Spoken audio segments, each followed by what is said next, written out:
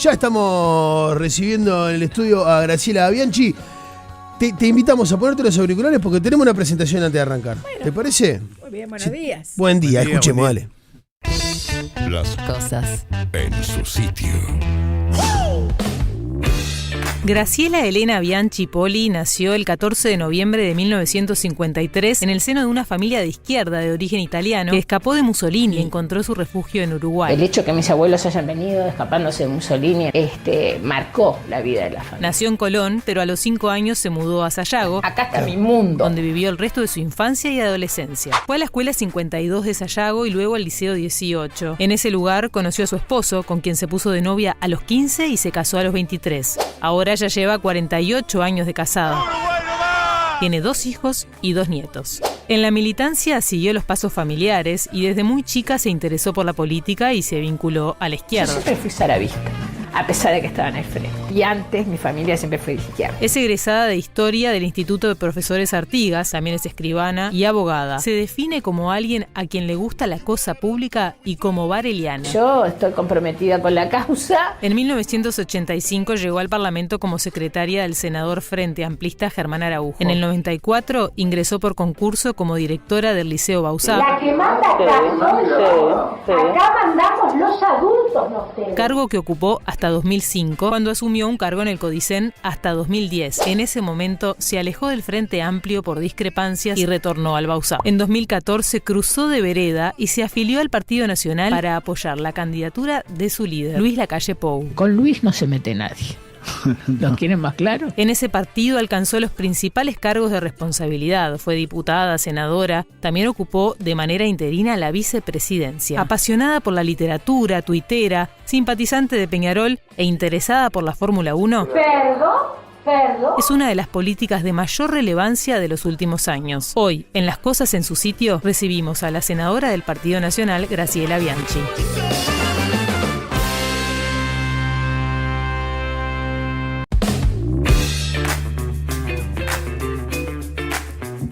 Ahora sí, 10 de la mañana, 12 minutos. Buen día, Graciela Buenos días, Bianchi. ¿Cómo le va? ¿cómo le va? Buen día, Bienvenida ¿cómo acá. anda? ¿Cómo anda usted? Un gusto, muy bien. ¿Algún retruque de la No, presentación? bárbaro, estamos me bien. parece bárbaro, les agradezco, ha sido muy generosos. Más saravista que Luisita o Saravista, más Luisita que eso mismo, saravista. iba por lo mismo. ¿Saravista o Son Luisita? personajes diferentes. No, de verdad Sí. siempre fui saravista. En el año, cuando me recibí de profesora de historia, en el año 75, porque en el IPA no destituyeron hasta el 76, terminé la carrera en el 75 y mi profesor era Pibel Devoto. Y había que recibirse con una monografía, lo que hoy se llaman las tesis, pero eran monografías en serio, no eran cosas de recorte y pegue. Y ahí vi que investigar. Investigué casi 2 años en el Museo Histórico con Pibel, que era director del museo. Después lo echaron de todo. Y le dije, profesor, yo quiero hacer una monografía sobre Leandro Gómez o sobre Saravia. Y él me dijo sobre Saravia, porque claramente usted es más saravista y además hay más material. Y así hice la monografía. 640 páginas en una máquina de escribir, letera 32, con papel carbónico porque había que tener una copia y en aquel momento no había fotocopiadora. Claro. ¿Por qué saravista? Porque yo siempre, la historia para mí fue una pasión junto con la educación, que es para mí lo mismo, en el sentido de que la historia es ejercer la educación para mí, porque reconocí siempre en el Partido Nacional esa voluntad inquebrantable por lograr el voto secreto, por arrancarle al Partido Colorado el dominio que tenía prácticamente todo el país. Yo ahora que soy muy coalicionista, siempre que digo esto les pido disculpas al Partido Colorado, pero históricamente es así. Y como hay historias oficiales siempre, el Partido Colorado mantuvo una historia oficial a su favor, y el Partido Nacional probablemente no haya sabido defender su propia historia, porque no fue solo Saravia, o sea, hay muchos personajes históricos del Partido Nacional que lucharon por lo mismo y tienen menos relevancia, qué sé yo, Timoteo Aparicio con la coparticipación, pero no tuvo esa impronta, y no la tiene, que es uno de los problemas que tiene el Partido Nacional en este momento, de defender lo que hoy vulgarmente llamamos la batalla cultural. ¿Hay grietas dentro del Partido Nacional? No, yo creo que en el Porque Uruguay... todo enfrentamiento, y vienen enfrentándose desde la interna hasta la ¿sabes presidencia qué? del partido, No genera hay grietas. No hay grietas en la política uruguaya. Yo creo que la única grieta que hay, y miren que se lo digo yo que tengo fama de ser confrontativa, soy mucho menos de lo que la gente piensa, con los antipolítica. Eso sí, los antipolítica, más allá que pueden tener razón en muchos errores que cometemos nosotros los políticos, con ellos sí tenemos grieta. ¿Hay antipolíticos dentro del Parlamento? No, dentro. Bueno, a ver tenemos a Claro, Salle. por ejemplo. Me olvido siempre, pero está. ¿Por qué? ¿Por qué te olvidás? ¿Porque ya no es tan antipolítica? Entre otras cosas sí, Y porque está se dentro, fue ¿no? acostumbrando. Y el otro día vi que se preocupó, yo le dije, lo conozco desde que éramos jóvenes, él es un poco menor que yo, pero desde Sayago él también. Digo, tenés cuidado que está el artículo 115 de la Constitución, acá no te vas a hacer loco.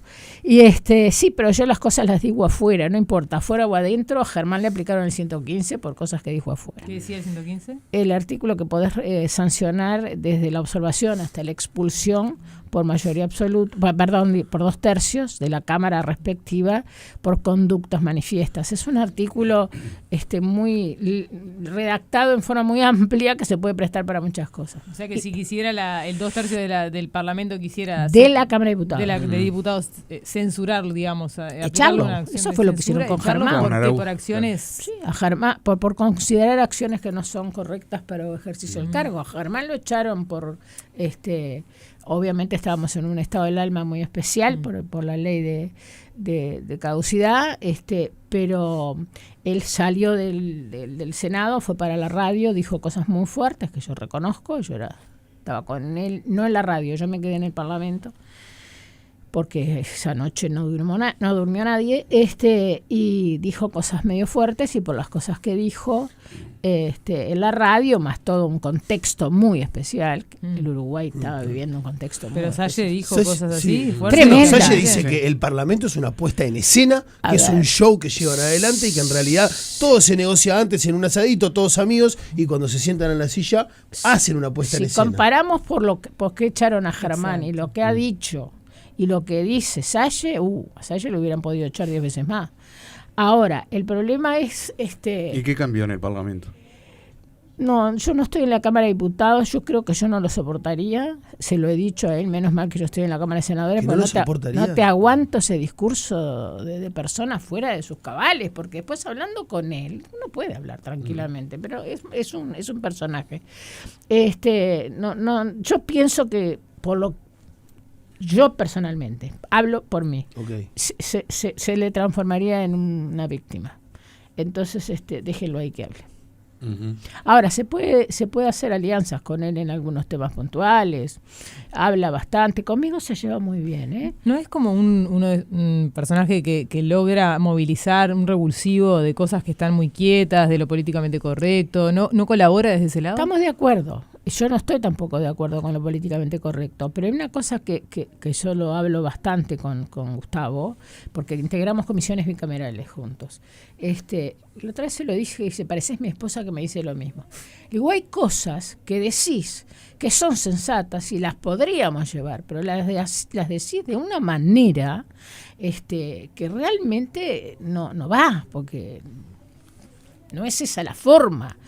Ahí fue donde me dijo, pareces mi esposa que me dice lo mismo. Bueno. Por lo incendiario, decís, o por qué. Sí, por esa puesta en escena. Además estás todo el tiempo, me va a matar, pero no importa, yo sé que conmigo será porque por nuestro pasado ensayado. Pero está permanentemente filmando, cosas que molestan. Nosotros en la Cámara de Senadores, cuando va, porque hay comisiones que se reúnen en la Cámara de Senadores, las bicamerales, hay algunas que se reúnen en el Senado, no lo dejamos. No, pará, esto no es un circo, de ninguna manera están grabadas. Sayazo TV. Ocurrió el otro día en la Cámara de Presupuesto que entró grabando y el presidente le pidió que no grabara. Sí, porque es una incomodidad, es una falta de respeto. Pero bueno, pero a mí me preocupan los pero él tiene una cosa, es antipolítica en principio, pero se metió en el sistema político. Hay antipolíticas que uno los ve, hay personas antipolíticas que uno los ve decir, por ahora no han tenido ningún tipo de trascendencia, pero son peligrosos porque además mienten. Yo cada vez que dicen los sueldos que ganamos, digo, un día voy a levantar el recibo de sueldo para que vean lo que ganamos. Es decir, no tenemos auto nosotros, no tenemos choferes, no tenemos viáticos excepto que viajemos. Yo no viajo nunca. Es obligación de devolver los viáticos. Si hay algunos que lo devuelven y otros que no, cáiganle al que no lo devuelve. No tenemos, bueno, se sigue diciendo que tenemos jubilaciones de privilegio. Nosotros estamos sometidos al régimen de jubilación común, 30 años de trabajo, 65 años de edad, ya los hombres, en el régimen anterior, y además personas como yo, que tuve la brillante idea de hacer 3 carreras y trabajar de las 3, como yo estoy jubilada por la dirección del liceo con el tope de los del BPS, yo estoy aportando desde el 2015 una fortuna por mes y no me voy a poder jubilar por senadora, ni siquiera cambiar la cédula jubilatoria ni en 5 pesos. O sea que colaboro con el sistema solidario. Bianchi, ¿escuchó el discurso de Orsi ayer en Naciones Unidas? Sí. ¿Qué le pareció? Es Yamandú. Me pareció correcto, me pareció como es él. No pedamos grandes estridencias ni grandes elucubraciones, pero yo no sé hasta dónde, eso no lo sé, porque eso sería hacer futurología, hasta dónde efectivamente él puede aguantar esa situación de frenar a la barra más pesada, porque al mismo tiempo mi querido amigo Daniel Cayane, que también nos llevamos muy bien, estaba haciendo, no sé dónde, pero le hicieron un reportaje donde dijo cosas gravísimas con respecto a la situación de Gaza y de Israel, que es grave, por supuesto, pero en un sentido diferente al de Yamandú. Entonces yo digo, ¿eso qué es una estrategia? Y probablemente, porque ¿tiene que mantener el equilibrio dentro del frente? Sí. Ahora, dentro del frente prácticamente ahora no hay más sectores moderados. Son todos sectores radicales. Nosotros hablábamos hace un rato de que parecía ir bien por el camino del medio, pero siempre. Desde el punto ¿Hasta de vista cuándo se va a aguantar? No sé. De la colectividad judía se sintió como un discurso pro-Palestina. Y lo que pasa que la situación, yo estoy muy metida con esos temas desde hace añares, no ahora.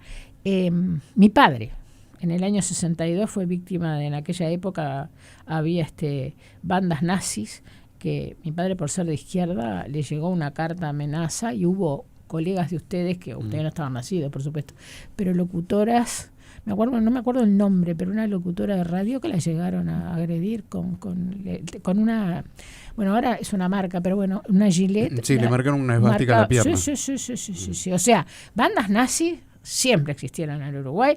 Hay un libro, Los nazis en el Uruguay, donde se muestra de hace muchos años, donde se muestra una bandera del partido nazi en el edificio del Correo. Vieron que tiene una cúpula bien alta. Bueno, hay que tener una bandera nazi ahí un tiempo, no sé cuánto estuvo.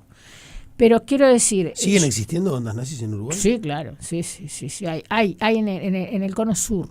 El Cono Sur, no sé cuántas, eso, más bien ahora Estados Unidos está más prestando atención al terrorismo islámico que a lo que es el nazismo en sí, ¿no? Pero bueno, a mí siempre me preocupó, o sea que no es de ahora, la situación es complicada y lo que aparece como un discurso demasiado conciliador, cuando hay un Estado democrático como es Israel, que es la única democracia del Oriente, que se está enfrentando a una banda terrorista, obvio que todo lo que sea el camino del medio, quienes están viviendo la situación directamente o quienes conocemos muy bien la situación porque la conocemos porque tenemos reuniones, porque la Embajada de Estados Unidos está muy preocupada, porque hace tiempo que ha hecho seminarios en la época de Macri en la Argentina. Es decir, todo el tema del terrorismo islámico es la sobrevivencia del Occidente. Entonces, puede parecer un discurso demasiado tibio. A mí no me disgustó, porque de alguna manera, sin saber yo cómo es que internamente están procesando las cosas, fue tibio, pero con los sectores radicales que hay dentro del frente, donde tenés una senadora con la cual me llevo bárbaro, pero el otro día terminó un discurso Viva Palestina Libre. Entonces, es el presidente de la República. Yo creo que él está entendiendo lo que es la media de los uruguayos. Que a mí me hubiera gustado un discurso diferente, sí. Si hubiera sido Luis Lacalle Pou, hubiera sido distinto. Pero son líderes de sectores políticos diferentes. Y yo le reconozco a Yamandú la capacidad de mantener el equilibrio, que a veces a nosotros nos molesta un poco, porque que lo quisiéramos con más definiciones, pero él está en medio de una batalla bastante fuerte interna del frente, ¿no? El tema de los tupas y los bolches no se superó nunca. Graciela, el otro día en una entrevista con Alfredo Leuco para D-News hablabas del antisemitismo creciente en Uruguay. Sí. Podemos hablar un poco de eso, pero también en ese marco volviste a señalar esa casa en la calle Rivera donde se planificó el atentado a la AMIA y lo vinculaste a Nisman. Y queremos saber qué elementos concretos tenés sobre lo de Nisman, que se sabe menos que lo de la AMIA, ¿no? Se sabe menos, depende. Es decir, la Embajada de Israel, el Mossad, los Estados Unidos y los servicios de inteligencia de Argentina, fuera del kirchnerismo, por supuesto. Cristina Kirchner firmó el memorándum de entendimiento con Irán, o sea que lo que quiso fue tapar todo, pero digo, en los gobiernos de Macri se pudo trabajar, en el gobierno de Macri se pudo trabajar mucho, ahora se puede volver a trabajar. Yo ahora no voy porque estoy con mucha ocupación acá en el país, pero se sabe mucho más. Tanto que la Cámara de Casación ordenó la investigación como un homicidio. Lo que se desconoce, y probablemente nunca se sepa, a los autores materiales. Lo que sí se sabe son los autores intelectuales, que no es muy difícil decirlo. ¿Pero respecto a la casa? La casa, eso es una cosa que... Sí, claro, porque ayer estaba... Vamos a ubicar la casa que está en la Avenida Rivera, entre si Boulevard y Casinoni. Traía la carpeta, porque yo tengo el certificado notarial conmigo siempre. Yo tengo la caja fuerte en mi casa, por favor que no me vayan a robar la casa por la caja fuerte, porque es lo único que hay. Y además es un certificado de los registros públicos. Elisa Carrió y Graciela Ocaña, con las que tuvimos mucho contacto hace años, con Elisa Carrió ahora no, porque se alejó bastante de las cosas. Se comprobó que una casa de la calle Rivera, no me acuerdo de memoria el número, se utilizó para organizar parte del atentado de la AMIA. Incluso hay una secuencia, digo el nombre de la empresa, pero sobre las últimas reuniones en Buquebús, o sea, sobre el río, se terminaron de ajustar algunas cosas. Y entonces se hablaba de esa casa, a mí me interesó con el número de puerta, uno que está en la justicia argentina, se saca un certificado, es muy fácil, se entra a la intendencia y se sabe el número de padrón. Entonces yo saco un certificado, y esa casa en la Avenida Rivera pertenecía a la Embajada de Irán, directamente. Eso con otras cosas que hay cosas que las puedo decir, otras que no por hacerme la misteriosa, pero miren que estamos tratando con cosas pesadas. La Embajada de Irán tuvo en el Uruguay en algún momento 60 funcionarios, mientras la Embajada de Israel tiene 5 o 6, digamos... 7 en este momento, no sé exactamente, pero 60 personas, o sea, hay que hilar todo un collar muy difícil. Esa casa que estaba al nombre de la Embajada de Irán, un día hacen una venta simulada, porque se la pasaron a Moshe Rabane, que es uno de los sindicados como autor intelectual del atentado de la AMIA y del asesinato de Nisman. Y después esa se vende, de verdad, 3 meses después del homicidio de Nisman.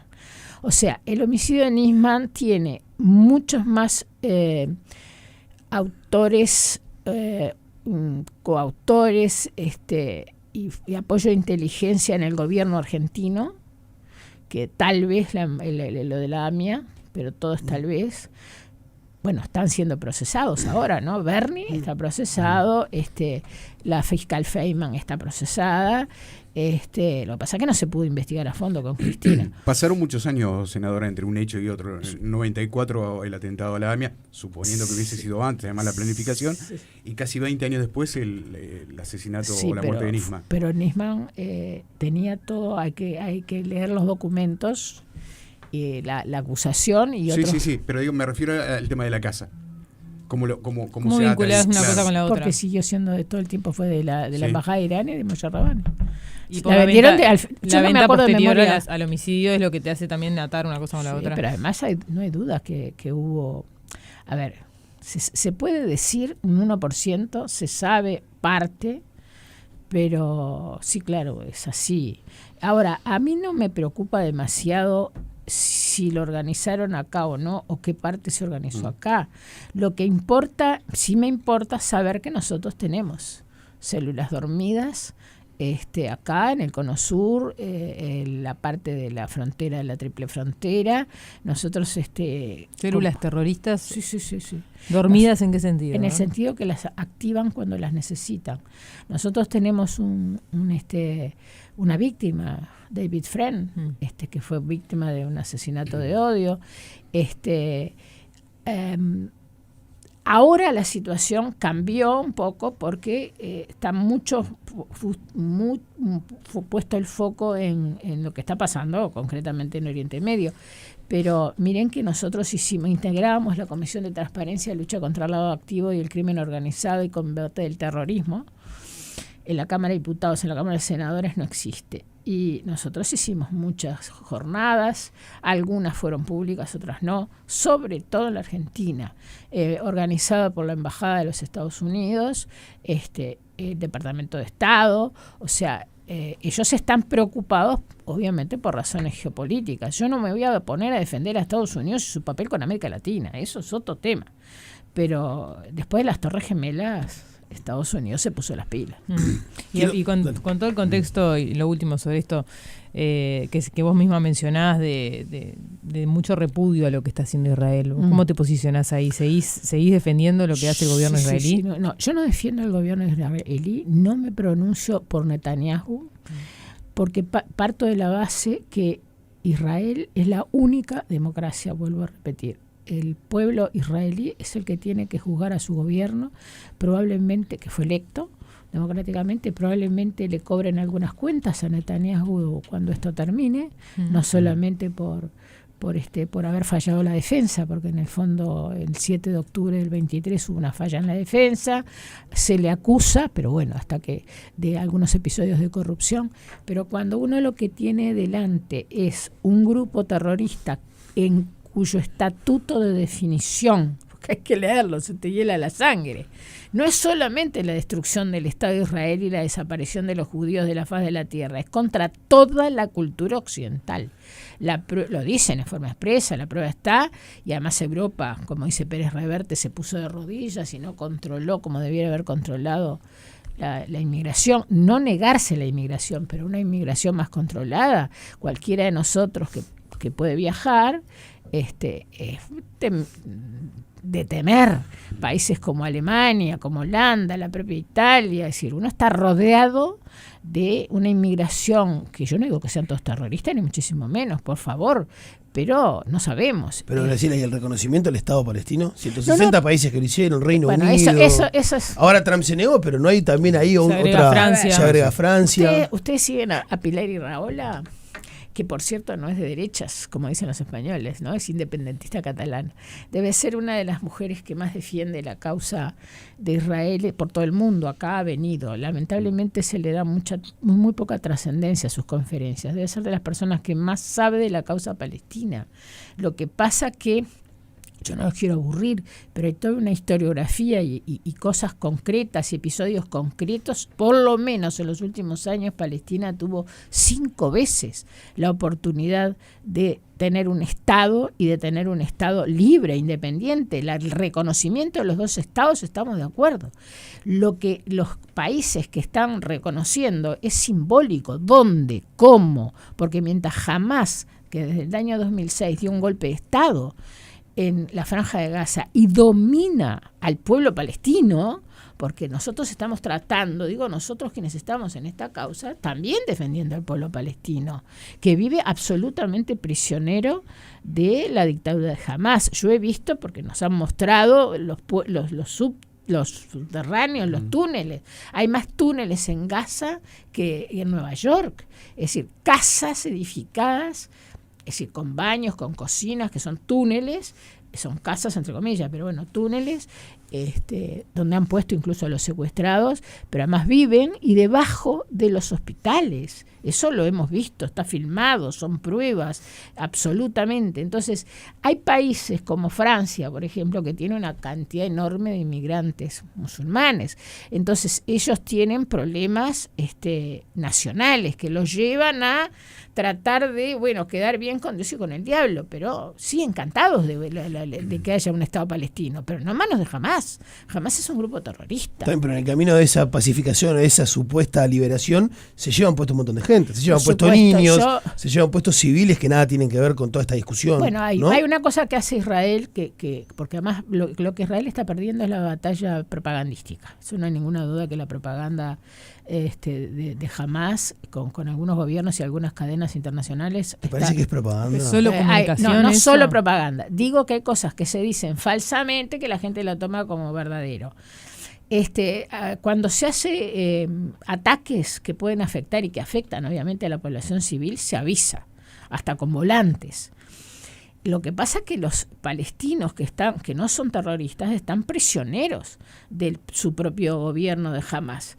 Ahora, a mí cuando me dicen que hay muertes, yo soy profesora de historia, pero cualquiera que ha visto películas, no más, imagínense ustedes que algún país del occidente le hubiera pedido a Inglaterra, para no meternos con Estados Unidos, que pararan las invasiones, o a la Unión Soviética, para quedar bien con los dos lados. Detengan el avance contra el nazismo porque están muriendo personas, ¿sí? 45 millones de muertos y 90 millones de víctimas en la Segunda Guerra Mundial. Entonces, uno tiene que, desgraciadamente, decir hasta dónde tenemos que ir para que la humanidad no retroceda. Si hubiera ganado el nazismo, retrocedíamos 2000 años. Entonces, por supuesto que duelen las muertes. ¿A quién no le puede doler las muertes? Pero ese límite se cruzó. Y no hay más a tu remedio. juicio, ya se sobrepasó ese hasta dónde. Sí, claro, es que no hay límite cuando se lucha contra el terror. No, pero no decías recién, hay que decir hasta dónde uno está dispuesto a. Por eso, y yo estoy dispuesta con tal de que se borre a Hamás de la faz de la tierra, y a Irán fundamentalmente, que es el que financia, porque Irán es el que financia, sí. Y financió a Maduro y lo sigue financiando, sí, y financió a Cuba y lo sigue financiando. Obvio que sí, porque es terrible, pero tenemos que eliminar el riesgo. A que siga muriendo gente. No es que esté dispuesta a que siga muriendo gente. ¿Quién puede estar dispuesto? Pero te termino la frase porque no la terminaste vos. Pues no la terminé. Puse como ejemplo la Segunda Guerra Mundial. ¿Les parece poco? Murieron a mansalva. Ustedes vieron las imágenes de Berlín, de Múnich, de todo. Lo que no entendí es si hay un límite de muertes que se pueda tolerar en este conflicto actual. No. Hasta que Irán tiene, y Hamás, Irán fundamentalmente es el que financia, pero Hamás tiene las puertas para la pacificación, que es devolver a los 48 rehenes que quedan. Esto que llevo conmigo es de la hija de uno de los rehenes que no murió, que lo liberaron, uno de los primeros que liberaron. Hay 48 rehenes aún, y el cese el fuego lo tiene que dar Hamás, que es el grupo terrorista. Fíjense en ustedes que este ataque del 7 de octubre estaban todos prontos para firmar el acuerdo con Arabia Saudita. O sea que ahí hay muchos intereses del petróleo, pero además fundamentalmente lean el Estatuto de Conformación de Hamás. Es tremendo que... Pero Brasil, no aprendimos nada entonces de la Segunda Guerra Mundial. No hubo ninguna conclusión. No aprendimos nada. Yo lo digo siempre. La humanidad no aprendió nada. Pero no tendríamos que apuntar a aprender. Sí, claro. Y no ¿cómo lo parás? A avalar o a validar. No. Yo no valido muertes, no valido. Yo lo que valido es que desaparezca Irán y que desaparezca Hamás de la faz de la tierra. Odio con odio. No, bueno, pero ustedes no odiaban. Yo a ver, no era contemporánea, pero a los nazis no había que odiarlos. Yo los odio a los nazis, ¿eh? A ver, yo sufrí atentados en mi casa por haber llevado a una sobreviviente de Auschwitz al Liceo Bauzá a contar cómo era la vida cotidiana en Auschwitz. A los 2 días me volaron la... Bueno, entonces, a ver, muchachos, son personas absolutamente infames, asesinas. Lo que pasa que acá en el Cono Sur y sobre todo en el gobierno de Perón y sucesivos, vinieron muchos nazis. El secretario privado de Perón, que no me acuerdo el nombre ahora porque tengo memoria para muchas cosas, pero para los nombres no, era nazi. A 600 científicos nazis Estados Unidos se los llevó. Toda al Cabo Cañaveral y todas las políticas que hay de ¿cómo es que se llaman? Porque me pongo mal cuando se quiere Estados Unidos y toda su política llegar a la Luna, Marte, exacto, no salía la palabra, la carrera espacial, 600 técnicos, en muchos países, miren, el otro día estaba mirando un documental de History Channel, que nunca apareció el director de la Gestapo, por ejemplo. Se infiltraron muy bien, la organización Odessa existió y probablemente Graciela, exista para eso. Volviendo a nuestro país, en abril usted dijo que aún no superaba la derrota electoral, yo la vi venir, dijo. Estamos en septiembre, ¿la superó? Sí, uno hace duelos, ¿verdad? No se puede seguir siempre sobre el pasado. Se está haciendo reflexiones, porque yo me tengo que corregir siempre con la autocrítica, porque el que puede hacer autocrítica es el que tiene más participación directa en las decisiones. Pero estamos haciendo reflexiones que todavía no son públicas, que se van a saber antes de fin de año. Se cumplió con lo que pedimos algunos, contratar a consultores para que se estudie realmente cuáles fueron las razones.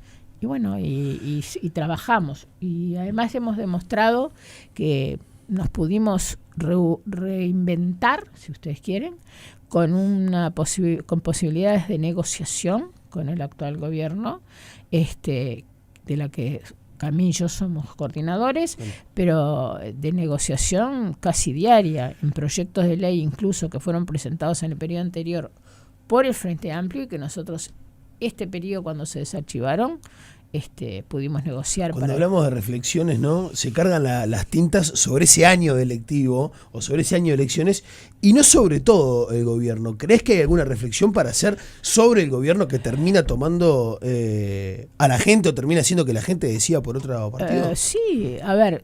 Digo que no es solo la carrera, no es solo Ripoll, no es solo, ¿no? Estamos de acuerdo. Es obvio que se cometieron errores no graves para mí, porque si uno equipara con cómo se administró la pandemia, de qué manera la economía se mantuvo en funcionamiento, a pesar de las crisis que nos tocaron hídricas, de la sequía, bueno, todo lo que ya sabemos, incluso el propio ministro O'Donnell cuando hizo las evaluaciones primeras, porque ahora ya está agarrando más el ritmo de la política y a veces gira un poquitito más, da alguna vueltita más de tornillo, pero ha sido muy ecuánime y muy ponderado en cómo encontró el país. Si uno vive o conversa o no vive, por suerte se entera de cómo fue la realidad en otros países, fue muchísimo más grave. Que hubo algunos errores que se cometieron, sí. Que no se defendieron, de repente no se hizo una batalla cultural, entre comillas si quieren, para aclarar más las cosas, probablemente sí. Nos confiamos demasiado en que como no hubo ningún episodio de corrupción, se nos imputaron, porque la verdad que las cosas que ustedes ya saben sí, han sido errores hasta ingenuidad. Astesiano, por ejemplo. Lema Marcet. Por ejemplo, Astesiano ahora ustedes lo están conociendo, ¿no? No quiero hablar de él porque le encanta y después me cae. Pero ustedes ya ven lo que es. Yo dije desde el principio que quién era un patovica, que lo conocimos todos cuando Luis fue, lo conocimos. Nos cuidaba a todos, a mí no porque no me gusta, pero a Luis, al presidente, a su familia, está. Ahora ustedes lo escuchan, no vamos a hablar más de él. ¿Lo mirás en YouTube? A veces sí, porque quiero esperar a ver cuáles son las denuncias que el otro día Camarota, miren ustedes, cómo será la cañada para que el pato pase al trote, que Camarota lo cuestionó diciendo estamos esperando que digas algo, porque hasta ahora hace 3 años que estás anunciando y no tiene nada que decir, claramente. Ahora, cuando vos decías autocrítica, no, porque eso les cabe a los que tomaban decisiones, ¿estás pensando en Delgado? En las el decisiones comando, de Álvaro Delgado y su comando. de Álvaro, que fue el candidato. ¿Y vos qué reflexiones haces sobre los errores que se pueden haber cometido ahí? Además de que tendrías que haber llamado a Salinas en vez de Ripoll. Sí. No me vuelvan a meter en este lío porque estamos en el proceso de reflexiones y estamos trabajando bien y todo trae... ¿Pero no crees que la gente que vota al Partido Nacional quiere escuchar una reflexión? Pero lo vamos a hacer, el documento y las reuniones se están haciendo en este momento. Hay gente como José Luis Falero, por ejemplo, que está en el interior. Yo voy a ir también. ¿Hay una fecha establecida para que se conozca el documento? Más o menos antes de fin de año. Pero es un proceso que es doloroso. Yo no estoy de acuerdo en culpar, y lo dije, como dije una cosa, dijera Mujica, pobre, dije otra. Yo no estoy de acuerdo que se le culpe solo a Delgado, porque el comando, que yo no integraba, pero me pueden culpar si quieren, pero digo, lo integraban los líderes de los distintos sectores, Javier García, José Luis Falero, Martín Lema, Beatriz Argimón. El comando político. Exacto. Pues estaba el comando más, digamos, de campaña. Exacto. Bueno, pero ahí pero era más o menos... Sí, una reunión atrás de la otra. Exacto. Y muchas veces yo vi que estaban... la campaña publicitaria, que para mí no fue buena, lo dije desde el primer momento. El propio Javier García hizo también la reflexión de que nosotros no fuimos capaces de darnos cuenta que estábamos haciendo cosas que no estaban bien. Yo en eso no estoy de acuerdo que se le carguen todas las pilas, todas las culpas a Delgado, ni muchísimo menos. Obvio que yo al principio casi lo mato, pero eso es una Es lo que vos hiciste al principio también. Porque son los duelos. Pero yo más que nada lo que cuestioné, yo lo quiero mucho, somos, la verdad, mucho, no estuve de acuerdo tampoco que fuera la presidencia del directorio, pero lo voté. Eso te iba a preguntar. Porque la presidencia del directorio, ¿cómo se planta ahora Delgado después de esta derrota y con una escisión que se produce de la 404 con Martín Lema y otra gente? Es como que perdió fuerza y queda ahí el Partido Nacional dividido en una de sus alas, ¿no? Si Totalmente. yo les digo que no, o sea, todo ese trabajo que hizo la calle de hacer todos, ¿te acordás? En 2014. Y yo me incorporé así. Y vos te incorporaste ahí, ahora se desplomó por completo. No. No, y no niego la realidad, porque... ¿Pero cómo no? ¿Por qué no? No, porque nosotros tenemos un relacionamiento muy amistoso entre todos. Esa es una impronta que le puso Luis también. Porque si bien él no es de estar encima de nosotros, ni decirnos lo que tenemos que hacer, ni lo que decir, ni mucho menos, él le impone esa impronta de una relación personal afectuosa. Y eso está impregnado todos los sectores. Y lo de Martín, ya lo sabíamos todos. Martín y Delgado eran dos sensibilidades, le digo yo, porque nunca había enfrentamiento entre ellos. Yo siempre fui el fiel de la balanza entre los dos. De hecho, corregime, en su momento, capaz que fue interno, se planteó la posibilidad de que Martín Lema fuera el candidato y no Delgado. Claro, ¿no? sí, todo, y le dijimos, yo se lo dije, Martín, espera, vos todavía no estás preparado, te falta alguna experiencia en el Ejecutivo, después estuvo en la Intendencia, el Ministerio de Desarrollo Social, ahora podría ser en las próximas elecciones, sí, pero cantado que es Luis. Y entonces, digo yo, si él dice que sí. Bueno, acabas de decir cantado que es Luis. Pero miren que yo no lo hablé con él, Pero él mismo ha alimentado eso, ¿no? Con sus últimas salidas. Bueno, en definitiva, Martín hacia la Intendencia, ese proyecto se va a mantener. Eso ya está conversado y Martín sobre todo lo tiene muy claro.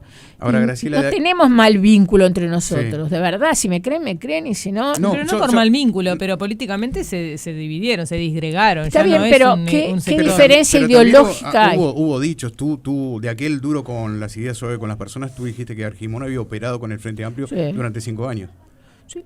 Y dije también... Has cuestionado mucho también a Ripoll. Dije, no, a Ripoll personalmente no. Bueno, la elección de Ripoll. Pero yo he dicho sistemáticamente que a Ripoll no hay que negarle ninguna responsabilidad. Ella, no es culpa de ella ni responsabilidad de ella. ¿Lo de Argimón lo seguís sosteniendo? Sí, lo que me corregí fue, me hice autocrítica, porque yo también me hago autocrítica en el verbo. No debiera haber dicho operar. ¿Y qué hizo? ponerse de acuerdo por las espaldas nuestras, muchas cosas muy importantes. Pero ponerse de acuerdo por las espaldas es operar, en el fondo.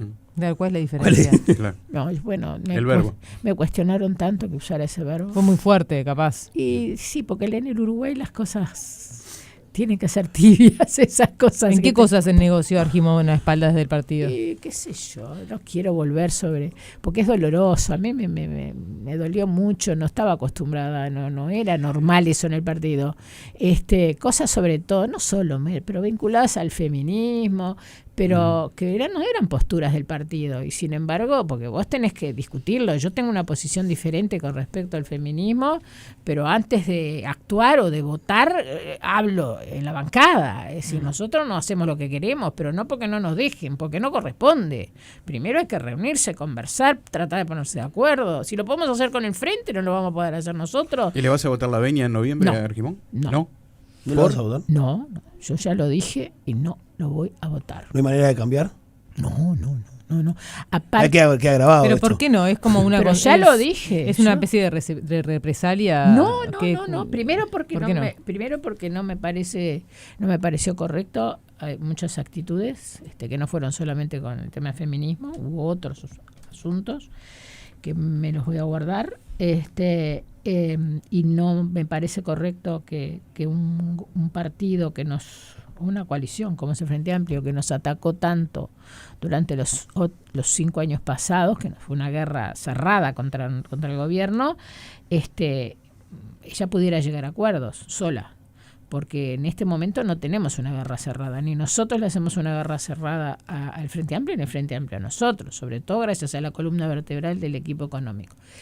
Y no me gusta, yo no estoy de acuerdo con cómo está funcionando las Naciones Unidas ni ninguna de sus organizaciones. Creo que los países serios, que colaboramos mucho en la formación de las Naciones Unidas y sobre todo de darle la parte teórica, ¿no? Que tuvimos grandes internacionalistas uruguayos que participaron, hay que cambiarla, no digo eliminarla ni muchísimo menos, pero hay que refundarla, porque no es el mundo de 1948 ni de 45 cuando terminó la guerra. Estamos hablando de que Argimón iría a la UNESCO, ¿verdad? Claro. Sí, claro, yo no estoy... Digo poniendo en contexto. Sí. ¿No? Perdón. Lo salteamos nomás. Perdón, yo a veces doy por supuesto, pero sí. Sí, no estoy de acuerdo con esos organismos que además flechan la cancha totalmente con las concepciones que son de soberanía nacional. Sí, quiero cambiar un segundito de tema porque justo... Me meten todos los líos. En el día de ayer estuvimos trabajando en un informe sobre República Ganadera, ¿no? Y hay un montón de empresas que en su momento parecían prósperas y se terminaron pegando terrible revolcón y llevándose puesto a miles de personas con millones de dólares. 6.000 personas. Hacíamos la cuenta ayer que cayeron en los fondos. Tremendo. Y la especulación sobre la conexión entre estas empresas y el mundo político está arriba de la mesa. No, pero no lo pregunto por vos. Pero sí, ¿qué pasa dentro del Parlamento en este momento? No. En la comidilla interna, ¿qué se decía? ¿De qué se hablaba? No, Se la verdad es que se acusó a senadores de formar parte, la verdad ¿no? es que la reacción de Viera, que me sorprendió, porque es un tipo muy tranquilo, Viera, cuando la interpelación a Frati nos sorprendió a todos. Lo que le dijo a Sebastián da Silva, porque en realidad Sebastián, como está vinculado al mundo ganadero, y vamos a decir, yo no entiendo nada de ese tema, ¿no? Pero sí sé... Pero entendés de la interna del Parlamento. Bueno, pero déjame terminar. Pero sí sé que Carrasco, por ejemplo, y Basso, eran gente que hacía 20 años, 30 años que estaban en los negocios ganaderos. Entonces, quienes están en esos negocios se vinculan. Es como... A ver, ustedes se vinculan con la gente que se dedica a lo de ustedes, los escribanos con los escribanos. Y la verdad, por lo que yo veo, escucho, que a todo el mundo quedó muy sorprendido porque no se pensaban que existiera este grado de acciones penables, es decir, gravísimas. Incluso yo recuerdo cuando el día que murió Basso, que todo el mundo, yo no, porque no lo conocía y no voy a ser hipócrita, pero... los políticos en general de todos los partidos manifestaron su pesar por el fallecimiento, porque una persona... Todavía no se sabía nada de lo que estaba Todavía pasando. no se sabía nada. Graciela, ¿y cómo ves el accionar de la Fiscalía en relación a la investigación de todos estos fondos de conexión y de República Ganadera, en lo que se ha avanzado muy poco? Ahí también hay especulaciones. Bueno, pero la Fiscalía nació mal.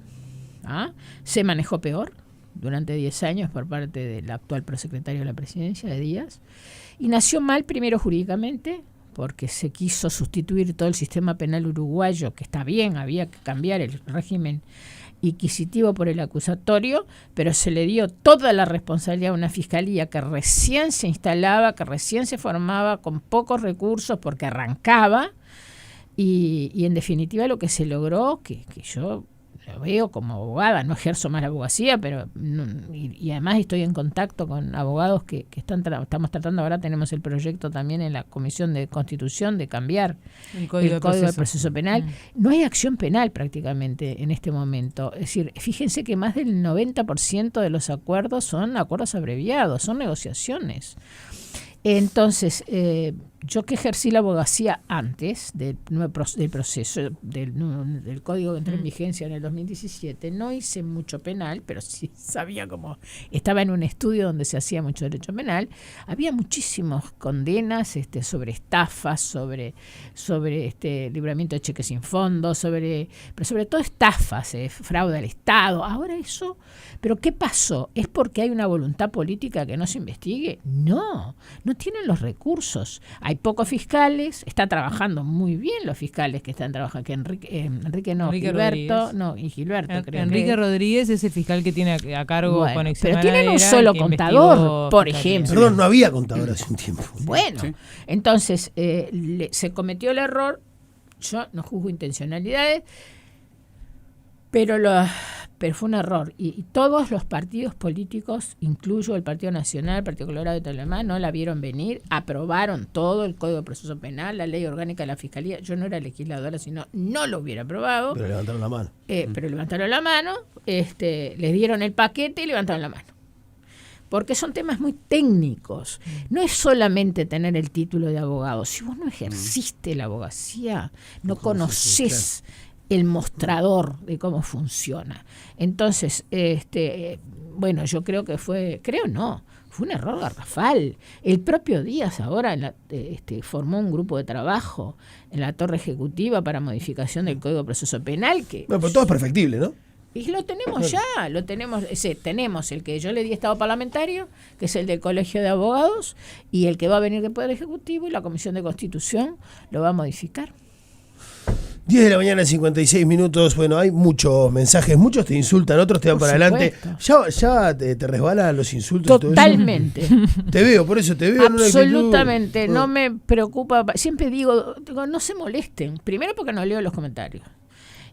No los leo. Pues, o sea, no separás insulto de crítica, o sea, comentario crítico porque los seguidores que son críticos, sí, los conozco, tienen nombre y apellido. O sea que sí, los lees, los atendés. Lo que no escuchás son los insultos. No leo los comentarios de gente que no conozco.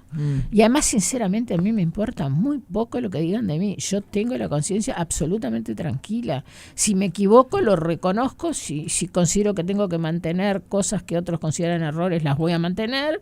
No me mueve un pelo. Entonces que no pierdan más tiempo, porque yo sé cómo soy y sé cómo soy con mi familia. A mi familia sí, al principio le dolía mucho. Yo logré que mis hijos y mi marido, pero sobre todo mis hijos, no le den bolilla. Ustedes saben cómo soy yo. Si ustedes me cuestionaran, sí. Si mis hijos me cuestionaran, que me cuestionan, pero no en esas cosas graves que me dicen por ahí.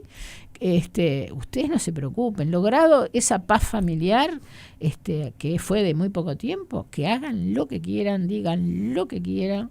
Y voy a seguir como considera que tengo que seguir, y ahora habrán visto que estoy, hasta Chasquetti me reconoció que estoy muy moderada, y no es que sea moderada, yo siempre fui igual. Lo que pasa es que tengo que ser moderada, soy moderada, tengo que ataco. Es probable que los 5 años anteriores haya actuado mucho a contragolpe, porque las cosas que nos decían, sobre todo al presidente, que yo lo quiero mucho, desde narcotraficante hasta, qué sé yo, que tenía los muertes en la Torre Ejecutiva, ameritaba que uno respondiera, pero nadie me lo indicó, me nacía naturalmente. En este momento las cosas están diferentes. No solamente porque el Frente no tiene mayoría, eso no influye. Es un talante diferente por el MPP, porque el MPP es muy pragmático. En consecuencia, el MPP está gobernando sabiendo que la mitad del país y un poco más no estamos en la posición ultra que ellos pensaron que era lo correcto. Fracasó en el mundo esa posición. Bianchi, gracias por estos minutos. Gracias a ustedes. Gracias.